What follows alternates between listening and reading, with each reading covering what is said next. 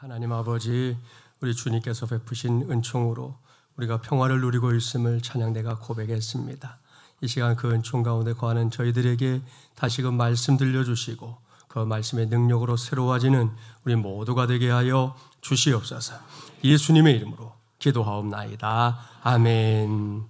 서로 축복하겠습니다. 다시 복음 앞에 섭시다.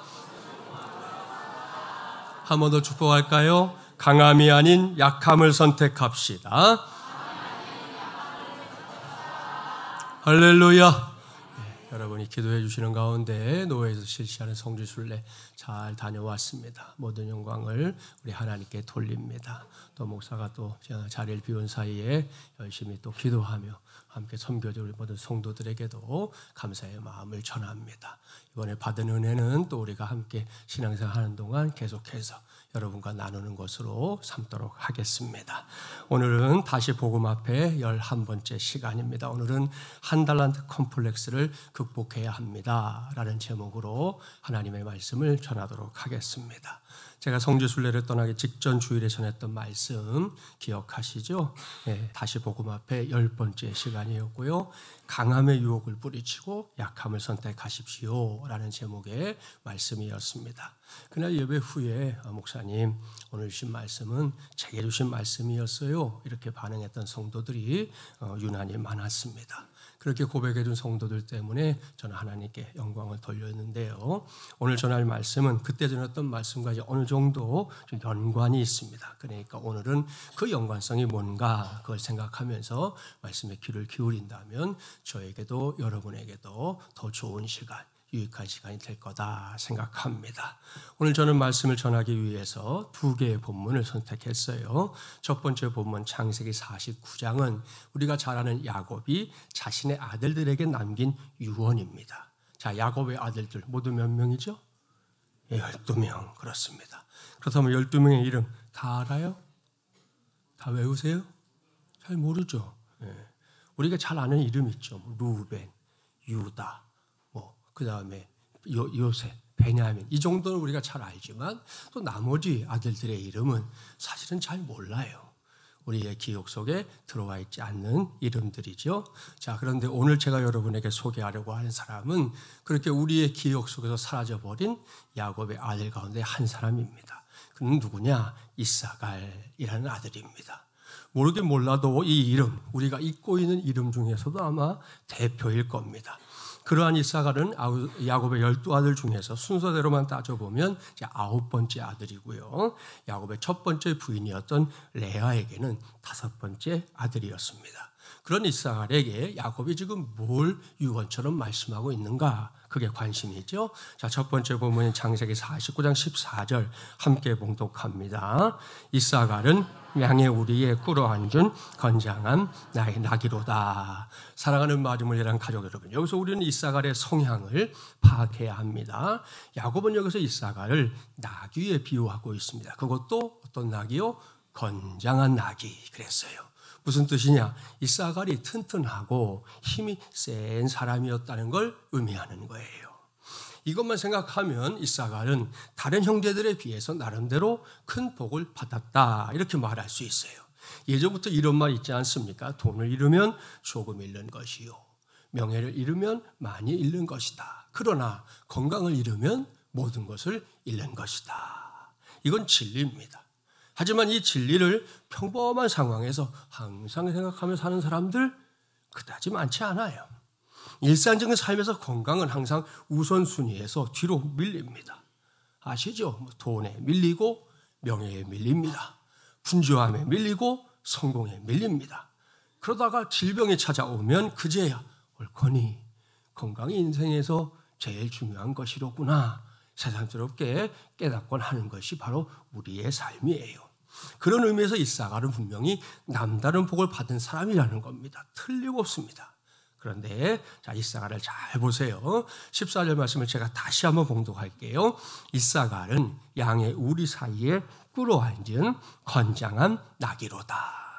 앞서 말씀드린 대로 이사갈이 건장한 나귀에 비유되고 있다는 것은 분명히 큰 복입니다. 문제는 이사갈 자신이 그걸 복으로 여기지 않았다는 것입니다. 생각해 봅시다. 건장한 나귀라고 그랬잖아요. 그러면 건장한 나귀가 있어야 할 곳이 어딥니까?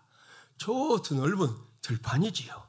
그것을 종횡무진 다니면서 자기에게 주어진 일 열심히 해야 했습니다. 그래야 그림이 딱 맞아요. 그런데 이사갈이 지금 어디에? 양의 우리 사이에 꿇어 앉아 있다 그랬습니다. 이걸 히브리어 성경으로 보면 뜻이 더 명확해지는데요. 꿇어 앉은으로 번역된 단어가 로베츠라는 말인데 뜻이 뭐냐? 휴식을 위해 눕다 혹은 엎드리다 이런 뜻이에요. 이것이 이사갈의 실체였습니다. 참으로 안타까운 일입니다. 여기서 한 가지만 짚고 가겠습니다. 그것은 이사갈을 보면서 자연스럽게 떠오르는 이 게으름이라고 하는 거예요. 게으름이 뭔지는 다 아시죠? 사전을 보면 게으름이란 행동이 느리고 움직이거나 일하기를 싫어하는 태도, 버릇이다 그랬어요. 그런 게으름이 우리의 삶에 미치는 영향력, 여러분 생각보다 막강합니다. 오죽하면 토마스 칼라일 왈, 이 세상에는 하나의 괴물이 있다. 그것은 바로 게으름이다 그랬고요. 열린교회를 시무하시는 김난주 목사님이 게으름에 관한 책을 쓰면서 뭐라고 정의했냐? 거룩한 삶의 은밀한 대적 그랬습니다. 아주 의미심장하죠. 거룩한 삶을 대적하는 눈에 띄는 대적이 아니라는 거예요. 은밀한 대적이다. 그게 게으름이다 그랬습니다. 자, 여기서 이사갈을 떠올리게 할 만한 사진 몇 장 보려고 합니다. 자, 첫 번째 사진. 움직이는 게 귀찮아서 아예 긴 빨대를 사용해서 물을 마시며 독서하는 여인이에요. 두 번째 사진. 침대에서 일어나기도 귀찮다고 자신이 누워있는 방향으로 TV를 뉘어놓고 시청하는 젊은이에요. 세 번째 사진. 사람만 게으르냐? 아니요. 개도 게을러요. 개도. 네 번째 사진. 걸어다니는 게 귀찮은지 아예 땅바닥에 붙어버린 아이도 있어요. 다섯 번째 사진 진짜 기가 막히죠. 차도의 경계선을 그리고 가다가 저거 좀 옮기고 그리면 될 것을 그거 귀찮다고 살짝 돌려놨어요. 참 기가 막히죠. 여섯 번째 사진. 다른 사람들 눈 다 치우고 운전하는데 그게 귀찮아가지고 운전석 쪽의 유리만 눈을 싹 치우고 운전하고 있어요. 사고 나기 안성맞춤이죠. 자, 일곱 번째 사진. 누워서 자는 것도 귀찮았는지 아예 가방에다 목을 걸고자 합니다. 마지막 여덟 번째 사진. 게으름의 종결자. 쓰레기통을 치우지 않고 쓰레기를 잔뜩 쌓아뒀습니다. 여러분, 이 모든 게 남의 일입니까? 아니에요. 뭐 저도 마찬가지고 나의 모습일 가능성이 충분합니다. 어느새 춘곤증이 몰려올 계절이 됐죠. 제가 성주순례 갈 때만 해도 추웠어요. 그래서 좀 얇은 파카를 입고 갔는데 다녀오고 나니까 봄 기운이 완연해졌어요. 이럴 때 조금만 방심하면 거룩한 삶을 방해하는 은밀한 대적, 게으름이 저와 여러분을 찾아와서 노크할 거예요. 그때 여러분 그 문 함부로 열어주면 안 됩니다. 이놈은 한번 들어오면요 웬만해서 나가질 않아요. 그러니까 이걸 명심하고 적극적으로 게으름을 대적해서 반드시 이겨내는 저와 여러분이 되기를 주님의 이름으로 축복합니다. 자, 이사갈도 이걸 해냈어야 했단 말입니다. 그는 누구보다 건강한 체질을 갖고 태어난 사람이다 그랬으니 자신의 인생을 게으름에 팔아먹을 게 아니라 보다 힘있게 살았어야 했다는 말씀이에요. 하지만 이사갈은 자신의 힘을 필요한 곳에 꼭 써야 할 곳에 사용하지 않고 그냥 안주하는 쪽을 선택했습니다. 그 결과를 볼까요? 본문 15절 함께 봉독합니다. 그는 쉴 곳을 보고 좋게 여기며 토지를 보고 아름답게 여기고 어깨를 내려 짐을 메고 앞제 아래에서 섬기리로다. 이 말씀은 자신에게 주어진 장점을 활용하지 않고 안주한 채 사는, 게으름에 빠져 사는 이사갈의 미래에 대한 예언입니다. 여기서는 직접적으로 이사갈이 게으른 사람이다 말씀합니다. 그뿐이 아니죠. 그는 모험이라든가 열심이라든가 하는 이런 단어에 관심이 없어요. 항상 안정지향적인 삶을 살아갈 뿐입니다. 그러니 뭘 기대할 수 있겠습니까? 유머 중에 이런 이야기 있어요. 생쥐가 잘 걷게 길을 가다가 배고픈 고양이, 야옹이를 만났어요. 그럴 때 다른 길이 없잖아요. 걸음 하나 살살아 하고 뛰었는데 앞불싸 막다른 골목이 가로막았어요. 곧 죽게 될 상황에서 주변을 둘러보니까 마침 연탄재가 보였습니다. 그걸 본 생쥐, 연탄재 위에서 갑자기 막 미친 듯이 구르는 거예요. 고양이가 어이가 없잖아요. 쳐다보다가 물었어요. 생쥐야, 너 지금 뭐 하냐? 그랬더니 생쥐가 나 지금 다 된 밥에 재 뿌리는 중이다. 어쩔래? 그랬다는 거예요. 이 말에 고양이는 그야말로 너무 더러워서 생쥐를 놓아줬다는 겁니다. 여러분, 우스개 이야기지만 여기에도 교훈이 있습니다. 그것은 산다는 건 치열한 것이라는 거예요. 우리가 하루하루 살고 있죠. 대수롭지 않게 지나가는 것 같죠? 아니요. 우리의 삶은 우리가 생각하는 것 이상으로 치열한 삶입니다. 그런데 이사갈은 그 치열함을 몰라요. 관심도 없어요. 결국 이사갈에게 주어진 인생의 결말이 뭡니까? 그가 노예의 삶을 살게 될 것이다 하는 예언뿐이었습니다. 그러니 이거 얼마나 안타까운 노릇입니까? 이러한 이사갈의 모습을 묵상하다가 제 마음에 떠오른 말씀이 바로 두 번째 본문이에요. 이 말씀 달란트 비유죠. 마태복음 25장에 기록된 이 말씀이 어떤 의미인지 우리는 알고 있습니다. 내가 받은 은사를 잘 활용해서 인생의 열매를 거둬야 한다, 이거잖아요. 자, 여기에는 5달란트, 2달란트, 1달란트 받은 사람들이 나옵니다. 그들이 훗날 주인 앞에서 이제 결산하게 되잖아요. 그때 5달란트, 2달란트 받았던 사람은 주인에게 큰 칭찬을 받습니다. 그렇다면 1달란트 받은 사람은요, 그는 책망받았습니다. 두 번째 본문이 그 사람이 주인에게 책망받고 있는 장면인데요. 이사갈에 관한 말씀을 묵상하다가 문득 이 말씀이 떠올랐어요. 그리고 이 말씀 속에 이사갈과 관련해서 우리가 결코 놓쳐서는 안 될 게 있구나 하는 거 알게 됐습니다. 그것은 1달란트 콤플렉스의 문제입니다. 자, 1달란트 콤플렉스, 그게 뭘까요? 먼저 콤플렉스부터 정의할까요? 콤플렉스는 억압된 의식 아래 잠재해 있는 관념이다, 이렇게 정의해놨어요. 흔히 열등감으로 정의하기도 하고요. 또 정신분석학에서는 강한 정서적 반응을 불러일으키는 등의 관념이나 기억을 가리켜서 우리가 말하는 콤플렉스, 이렇게 정의하기도 했습니다. 그냥 요약해서 쉽게 말하면 콤플렉스가 뭐냐? 스스로를 평가절하하는 모든 생각. 내가 가지고 있는 삶의 정도가 그래도 이 정도인데 항상 그 밑으로 생각하는 모든 것, 그게 콤플렉스다, 이렇게 말할 수 있어요. 이를 염두에 두고 두 번째 본문인 마태복음 25장 24절부터 28절 말씀을 교독해 보겠습니다. 제가 먼저 읽습니다. 1달란트 받았던 자는 와서 이르되 주인이여, 당신은 굳은 사람이라 심지 않은 데서 거두고 해치지 않은 데서 모으는 줄을 내가 알았으므로.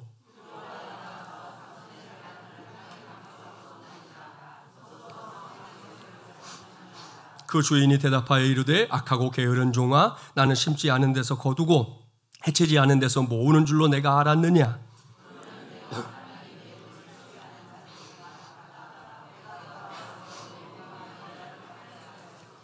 함께요. 그에게서 그 1달란트를 빼앗아 10달란트 가진 자에게 주라. 아멘. 자, 여기서 1달란트 콤플렉스가 뭔지 찾아낼 수 있어요. 첫째, 자신이 작다는 열등의식의 표현입니다. 자, 이런 열등의식은 어디에서 나옵니까? 항상 비교의식에서 나옵니다.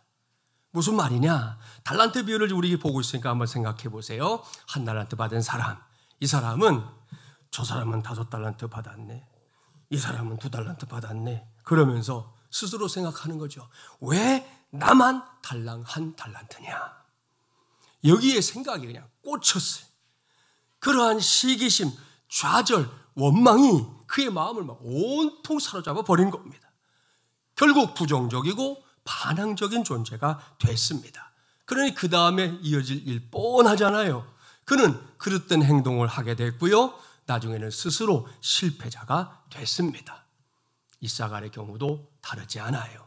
12명의 아들들 가운데 9번째로 태어난 이사갈, 위로도 아래로도 늘 비교할 대상들이 많았잖아요. 굳이 그렇게 하지 않아도 되는데 말입니다. 그러다 보니 이미 자신에게 주어져 있는 장점을 장점으로, 자신의 모습을 본래의 모습 그대로 보질 못했습니다. 그래서 늘 여기 가서는 주눅 들고 저기 가서는 본전도 못 찾는 그런 인생이 됐다는 거예요. 얼마나 안타까운 일입니까? 사랑하는 마중물이란 가족 여러분, 그럴 때마다 우리 모두 꼭 기억합시다. 무엇이든 크기 때문에 열등의식을 갖는 건 매우 어리석은 일이다. 이거 기억하세요. 그렇습니다. 5, 2, 1 이렇게 사이즈 자체에 마음을 빼앗기는 거, 그건 정말이지 바보 같은 짓입니다. 비록 작더라도 거기에 생명이 있으면 되는 거거든요. 그렇지 않습니까? 옳습니다. 무엇이든 생명으로 접근하면 언제나 어디서나 크기는 문제가 되지 않는다. 이런 말씀이에요. 예를 들어 볼게요. 큰 강에 작은 미꾸라지 한 마리와 커다란 나무 판자가 있다 가정해 보십시오. 미꾸라지는 강물을 거슬러 올라가지만 나무 판자는 어떻습니까? 아무리 커도 결코 그럴 수가 없어요. 흐르는 물에 따라 그저 쓸려 내려갈 뿐이에요. 왜? 생명이 있음과 생명이 없음의 차이 때문이에요. 이것이 매우 중요합니다.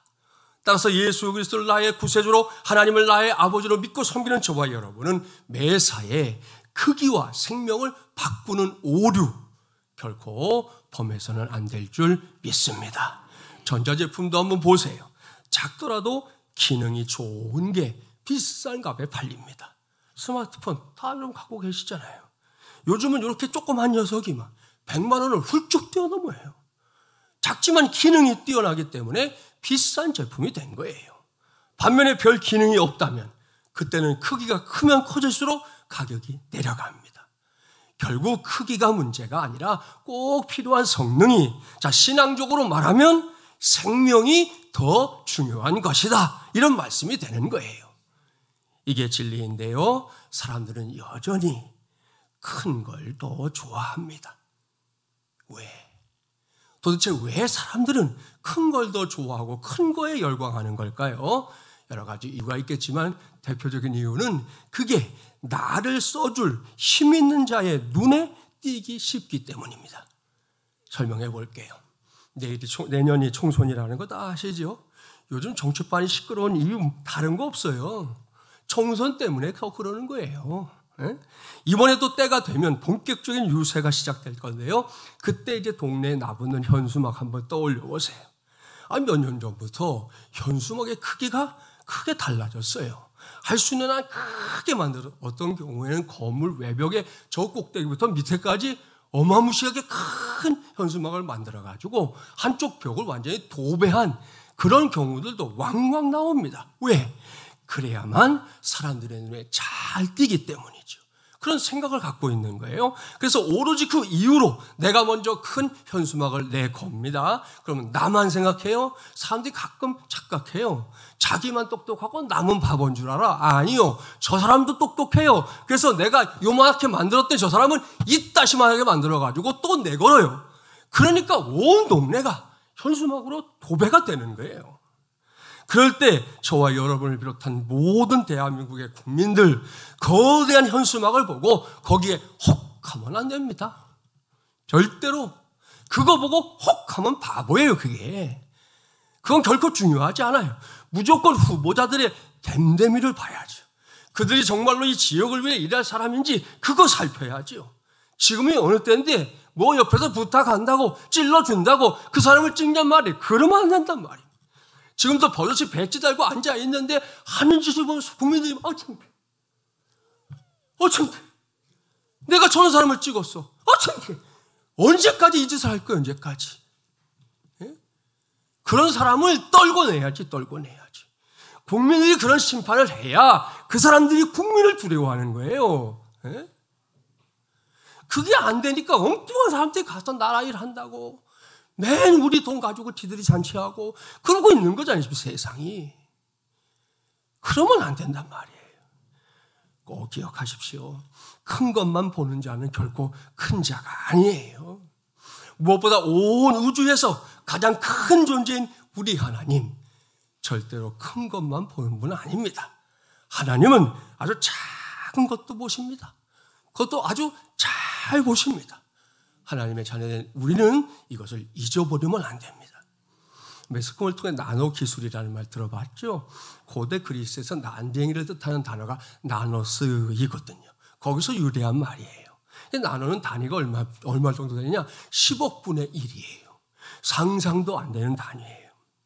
자, 그런 어원 때문에 나노 기술이라는 건 우리 눈에 보이지 않는 작은 원자나 분자 등등을 나노미터 단위로 가공, 제조, 변형하는 모든 기술을 가리킵니다. 결국 이건 아주 작고 작은 세계가 이 세상에 존재하고 있다는 걸 의미하는데요. 이러한 나노 기술이 사용되면서부터 세상이 새로운 깨달음을 얻게 됐어요. 그게 뭐냐? 진짜 중요한 것은 보이지 않는 작고 작은 세계에 달려 있다는 거. 그걸 알게 된 거예요. 예전에는 눈에 보이는 게 세상의 전부인 줄 알았는데 아니더라. 우리가 모르는 작은 세계 속에 일어나는 일들이 결국 세상을 움직이고 있더라 하는 것을 이제 사람들이 알게 된 거예요. 사랑하는 마지막이란 가족 여러분, 믿음도 마찬가지입니다.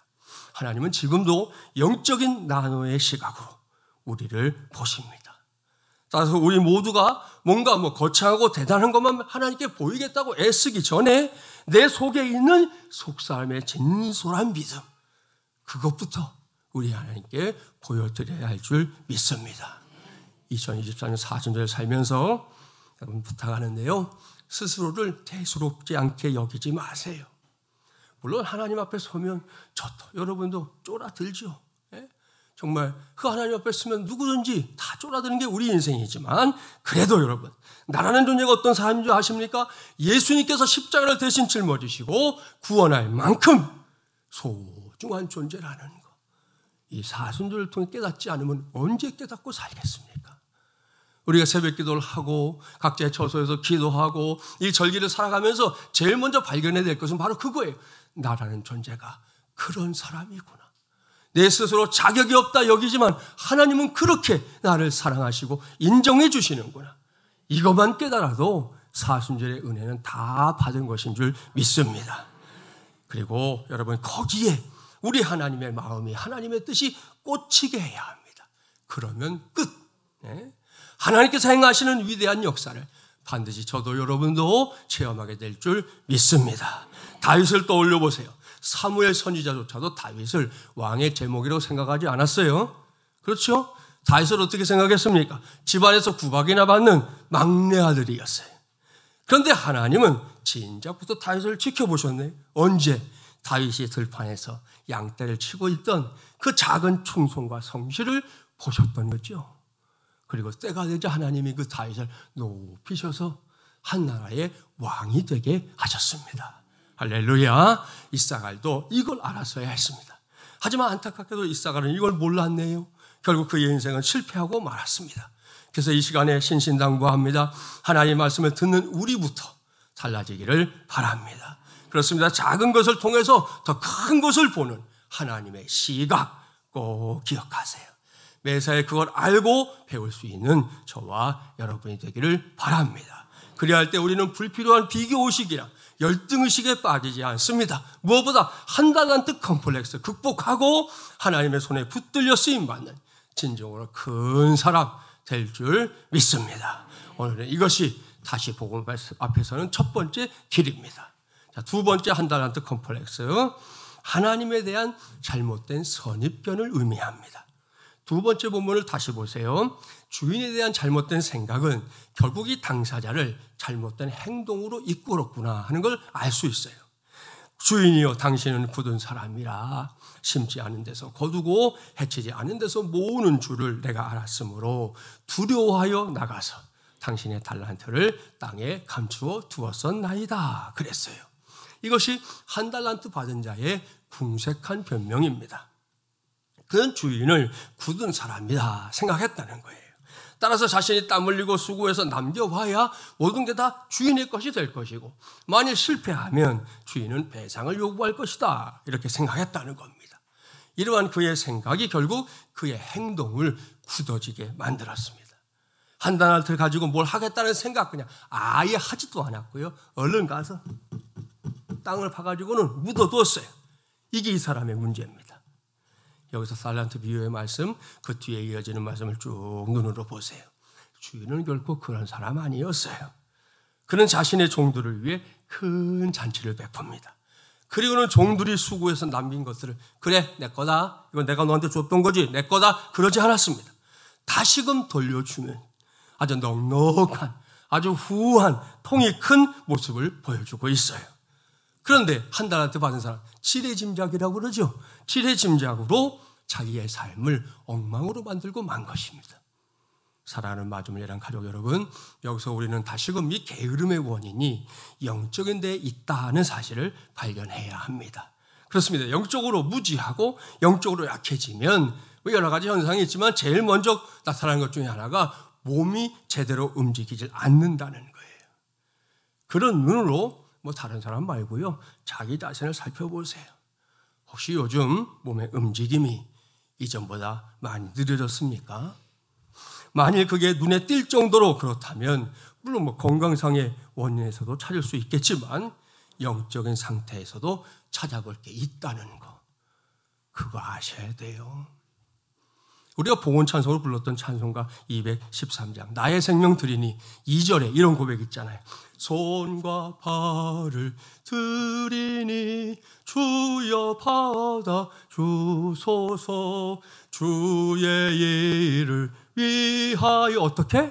민첩하게 하소서. 아멘. 이 말씀, 이 찬송이 저와 여러분의 신앙, 우리의 삶이 되기를 주님의 이름으로 축복합니다. 이 찬송가는 그냥 쓴 거 아니에요. 확실한 체험에 근거한 겁니다. 누구든지 헌신하는 마음을 가져보십시오. 찬송가의 고백 그대로 나를 민첩하게 만드는 걸 경험합니다. 빠르게 만든다, 부지런하게 만든다, 이겁니다.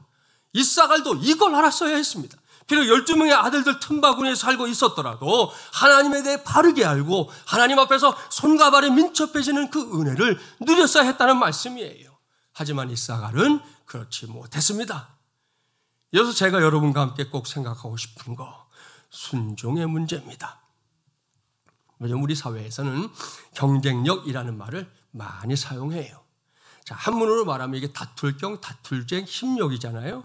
이러한 경쟁의 사전적인 의미, 같은 목적에 대해 이기거나 앞서려고 서로 겨룸이 경쟁이고요. 경쟁력은 경쟁할 만한 힘 또는 그런 능력을 가리킵니다. 자, 보십시오. 경쟁에는 항상 상대가 있어요. 그리고 경쟁의 목표가 뭐예요? 그 상대와 겨루어서 이기는 거예요. 그러니 경쟁을 위해서는 뭐가 필요하다? 힘이 필요하다. 그걸 경쟁력 이렇게 부르는 거예요.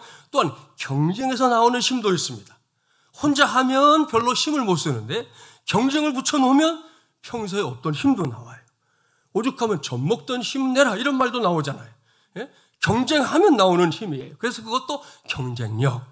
지금 우리가 사는 시대가 그러한 경쟁 시대, 경쟁 사회인데요.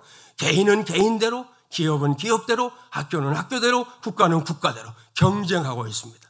물론 경쟁의 폐해를 내세우며 경쟁 없는 사회를 만들자 이런 사람들도 있습니다. 당장 교육 분야에 가보면 두 의견이 팽배합니다. 경쟁시켜야 한다. 아니다. 아이들은 경쟁시키지 말아야 한다. 두 의견이 팽팽합니다. 아무튼 이미 말씀드리지만 사람은 경쟁시키면 힘이 납니다. 또 경쟁시키면 힘을 냅니다. 자, 그러다가 경쟁시키지 않으면 또 어떻게 돼요? 힘을 내지 않아요. 열심을 내지 않아요. 참 아이러니한 일이에요. 그래서 이것이 이제 교육 정책을 담당하는 당국자들의 고민이고요. 기업을 운영하는 이 기업가들의 고민이기도 합니다. 따라서 경쟁하지 않으면서도 열심을 내고 힘을 낼 수 있는 시스템이 있다면 그게 가장 이상적이잖아요. 그렇죠? 그런 시스템이 세상에 있을까요? 없을까요? 여러분 생각이 어때요? 그런 시스템, 경쟁하지 않고도 사람들이 열심을 내고 힘을 내는 시스템 있을까요? 없을까요? 감사하게도 있습니다. 진짜로 있습니다. 문제는 이 시스템이 하나님 없이는 불가능하다는 겁니다. 왜? 하나님을 믿는 믿음이 없이는 이 시스템이 절대로 돌아가지 않기 때문입니다. 하나님을 믿는 믿음 없이 경쟁 없는 평등한 세상을 만든다? 그건 어불성설입니다. 지나간 역사 들춰보세요. 하나님을 부인하고 하나님이 없다 그러면서 이상적인 세상을 건설하겠다고 주장했던 사람들, 장담했던 사람들은 많아요. 그런데 다 실패했어요. 여러분, 그렇다면 가장 이상적인 시스템, 그건 뭘까요? 잘 들으세요. 하나님을 믿고 그분의 말씀에 순종하는 것입니다. 너무 쉽죠? 너무 쉽다고 생각되죠? 그렇게만 생각하지 말고, 자, 이제부터 목사의 말에 귀를 잘 기울여 보세요. 무슨 말이냐? 사람이 하나님을 제대로 믿으면 다른 사람과 굳이 경쟁하지 않고도 열심을 낼 수 있다. 그걸 말하는 거예요. 그는 늘 하나님 앞에서 살기 때문에 사람이 보든 안 보든 성실하게 일합니다. 열심을 내는 이유가 옆에 있는 다른 사람과 경쟁하기 위해서가 아니란 말입니다. 다른 회사를 이기기 위해서 하는 게 아니란 말입니다.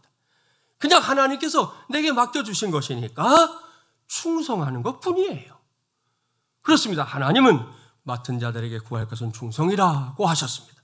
성경을 펼쳐보세요. 성경 곳곳에 하나님은 성실해라, 충성해라, 부지런해라 이렇게 써놓았습니다. 심지어 개미들이 사는 세상을 이야기하면서 개미들도 그렇게 부지런히 산다. 너희들 그렇게 살아라. 그렇게까지 말씀하시잖아요. 그래서 하나님의 사람은 이러한 말씀에 기꺼이 순종하려고 하는데요. 바로 그 순종에서 나오는 힘이 있다는 겁니다. 순종하는 자에게만 하나님이 주시는 별도의 힘, 특별한 힘이 있단 말입니다. 이것을 혹자는 순종력 이렇게 표현했습니다. 그야말로 의미 있는 단어입니다. 그러한 순종력의 가장 큰 핵심이 뭡니까? 다른 거 아닙니다. 하나님이에요. 우리의 아버지가 되시는 하나님, 바로 그분 말입니다. 옳습니다. 하나님의 말씀에 순종하는 사람은 매사에 열심일 수밖에 없고요. 충성할 수밖에 없습니다. 아울러 순종력을 갖춘 사람은 굳이 누군가 경쟁하지 않아도 경쟁할 때보다 더 큰 힘, 경쟁할 때보다 더 큰 열심을 낼 수 있는 능력자가 될 수 있는 줄 믿습니다. 반면에 순종할 줄 모르는 사람은 어때요? 게으를 수밖에 없고요. 순종하지 않으니까 불순종이 그죠? 다반사인 거죠. 그래서 이러한 순종력은 하나님 앞에 있는 사람에게만 나타난다. 이게 핵심이에요. 그렇다고 해서 제가 경쟁사 자체를 무의미하다고 말하는 건 아닙니다. 자, 그러면 사람은, 역사는 나태해지고 발전이 없기 때문입니다. 더군다나 하나님이 없는 상태에서 경쟁마저 시키지 않으면 인류는 반드시 퇴보합니다. 경쟁시키지 않으면 여러분 알아서 충성할까요? 아니요. 결과는 늘 반대입니다. 이런 경우라면 경쟁하는 게 최선은 아니지만 차선 정도는 되잖아요. 다른 사람과 겨루어 이기기 위해서라도 열심을 내고 힘을 내는 게 나태하고 게으르게 사는 것보다, 그래서 퇴보하는 것보다는 더 낫다는 말씀이에요. 이미 말씀드린 대로 하나님 없이 경쟁 없는 사회를 만든다? 그거는 정말 일장춘몽이에요. 이미 부도가 난 사실이에요. 따라서 순종할 하나님이 없고 충성할 하나님이 없어요. 차라리 경쟁이라도 하는 게 낫다는 겁니다. 하지만 뭐니 해도 제 일은 뭐예요? 하나님을 제대로 믿는 믿음 안에서 경쟁하지 않고 사는 삶을 사는 것, 바로 그것인 줄 믿습니다. 그래서 이 시간 하나님의 자녀된 저와 여러분에게 묻겠습니다. 저와 여러분은 경쟁력을 갖춘 사람입니까? 아니면 순종력을 갖춘 사람입니까? 여러분이 지금 열심히 일하며 사는 거 경쟁에서 이기기 위함입니까? 아니면 하나님의 말씀에 더 효율적으로 순종하고 충성하기 위함입니까? 이 질문에 대한 대답 여러분 스스로가 찾아보라는 말씀이에요. 다시 복음 앞에 10번째 시간, 지난 시간에 말씀드린 대로 지금 세상은 온통 강해지려고만 합니다. 거기에 포함되지 못하면 스스로를 패배자로, 낙오자로 여기는 사람들도 넘칩니다. 그래서 제가 제안했잖아요. 강함의 유혹을 뿌리치고 약함을 선택하자고 말입니다. 그런데 이 메시지를 오해하면 안 됩니다. 제가 말하는 약함은 무기력을 의미하는 게 아니에요. 뒷짐지고 있는 태도, 그거 말하는 거 아니에요. 세상은 정신없이 돌아가는데 우린 넉넉고 살자, 이런 거 아닙니다.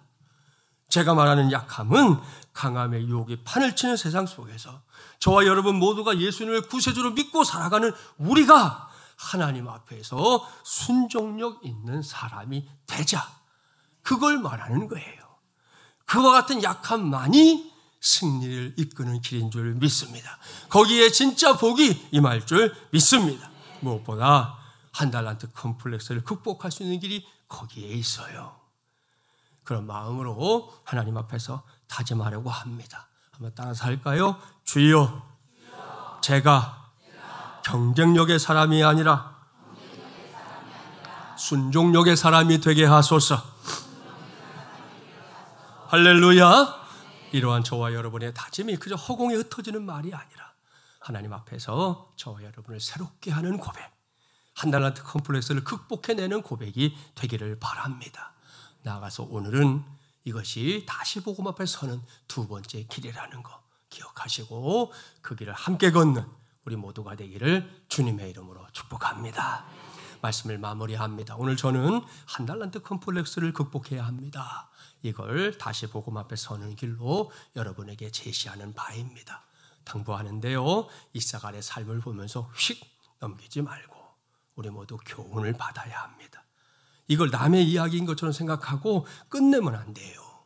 제 안에도 여러분 안에도 이사갈처럼 게으름에 기초한 한 달란트 컴플렉스 어딘가에 숨어 있습니다. 그걸 극복해내기를 주님의 이름으로 축복합니다. 이를 위해 신신당부합니다. 자꾸만 다른 사람과 나를 비교하지 마세요.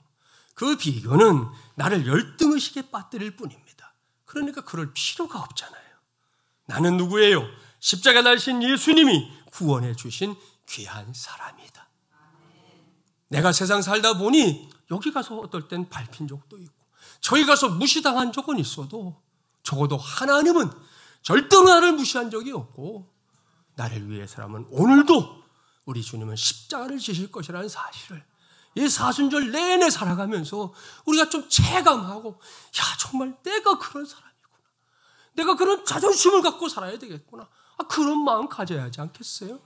그게 예수 믿는 맛이잖아요. 그것이 우리의 고백이 되기를 간절히 바랍니다.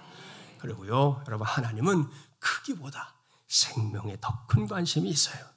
내일 새벽에도 그 말씀 전할 거예요. 그래 내 안에서 생명의 역사가 일어나길 구하십시오. 거기에 하나님의 응답이 함께할 줄 믿습니다. 하나님을 오해하지 맙시다. 하나님은 좋으신 하나님, 참 좋으신 하나님입니다. 그런데 그 하나님을 오해하면 나의 삶이 둔탁해집니다. 활력을 잃게 됩니다. 반면에 하나님을 제대로 알면 민첩해지게 되어 있어요. 활력이 넘치게 되어 있어요. 그 활력을 바탕으로 날마다 경쟁력을 외치는 세상이지만 순종력으로 승부를 걸어보십시오. 하나님께서 생각지도 못했던 인생의 열매 저에게도 여러분에게도 거두게 하실 줄 믿습니다. 사랑하는 마주물리라며 가족들이요, 우리 모두 이렇게 삽시다. 하루하루 버거운 세상살이가 우리를 기다리고 있지만 거기에 지지 말고 우리 모두 하나님의 식을 따라 이렇게 삽시다. 그래서 깊어가는 2024년 사순절 이 절기에 다시 복음 앞에 서는 심정으로 십자가의 사랑을 깊이 체험하는 우리 모두가 되기를 주님의 이름으로 간절히 축원합니다. 기도하겠습니다. 전능하시고 자비로우신 하나님 아버지, 사순절 5번째 주일에 이사갈의 삶을 통해 다시 복음 앞에 서는 길을 찾게 하시니 감사합니다. 이사갈은 하나님께서 자신에게 주신 남다른 복이 있음에도 불구하고 그 복을 복으로 누리지 못했습니다. 누구보다 힘있는 삶을 살 수 있었지만 이사갈은 거룩한 삶의 은밀한 대적인 게으름에 빠져버렸고 그로 인해 그의 삶이 한 달란트 컴플렉스에 묶여버리고 말았다는 거 확인했습니다. 우리 모두에게 올바른 분별력을 주셔서 그러한 어리석음에 빠져들지 않게 하시고 우리 모두가 한 달란트 콤플렉스 반드시 극복할 수 있도록 도와주시옵소서. 오늘 말씀을 통해 당부하신 것처럼 무엇이든 우리 모두가 크기 때문에 열등의식에 사로잡히지 않게 하여 주시옵소서. 특별히 사순절기를 살아가면서 나를 위해 십자가 달리신 예수님 바라보며 나 자신의 가치를 다시금 확인할 수 있는 우리 성도들 되게 하여 주시옵소서. 또한 우리의 관심이 크기가 아니라 생명에 있게 하시고 나를 통해 우리를 통해 우리 교회를 통해 생명의 역사들이 일어나게 하여 주시옵소서. 그리고 하나님을 오해하지 않도록 주님 도와주옵소서. 하나님은 좋으신 하나님입니다. 그 하나님 앞에서 순종하는 삶을 통해 세상에 말하는 경쟁력이 아닌 순종력을 체험하게 하시고 그래서 크고도 놀라우신 하나님의 뜻을 이 땅에서 이루어가는 우리 모두가 되게 하여 주시옵소서. 이 모든 말씀 우리의 구세주이신 예수 그리스도의 이름으로 간절히 기도하옵나이다. 아멘.